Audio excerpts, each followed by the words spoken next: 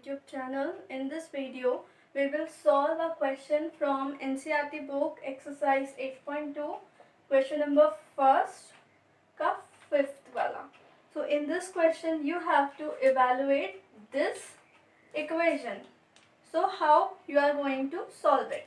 तो सबसे पहले देखेंगे here cos square 60, that means 5 cos 60, this is like this, cos 60 whole square. Okay ना, यहाँ पर क्या कर रहे हैं हम, cos 60 की वैल्यू में क्या होगा, स्क्वायर होगा.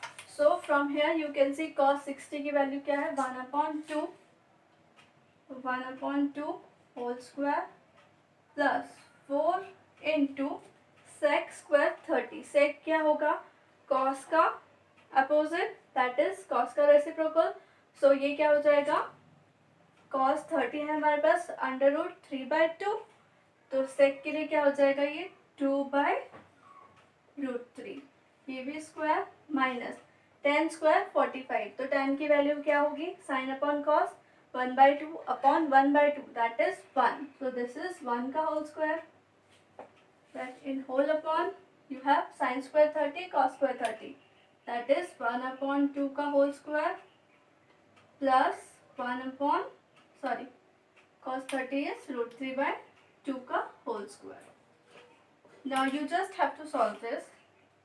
That is 5 into 5/4 plus, that is 2 2s are 4, 4 into 4 is 16, and √3 का square is 3 minus 1.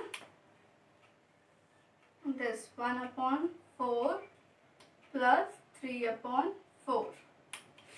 So यहाँ पर क्या होगा, if you will multiply this, 3 5s are 15 plus 24, that is 64/12. When this 12 हम पूरे में लाएंगे तब क्या हो जाएगा, यहाँ पर -12 upon, that is numerator denominator same है, so we can add the numerator. So 4/4 which will become 1. This only you have to solve. तो यहाँ पर हम सॉल्व कर देते हैं इसको. That is 79 minus 12/12, और ये तो 1 है ही, so nothing here. 7 6/12. तो वैलिड करने पर हमारे पास आंसर क्या आ गया, 67/12. तो इस पूरे इक्वेशन की वैल्यू क्या होगी, 67/12. तो इस तरह से you have to solve rest of the questions.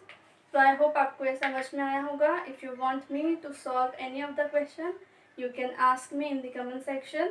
Share my video, like it, and thank you.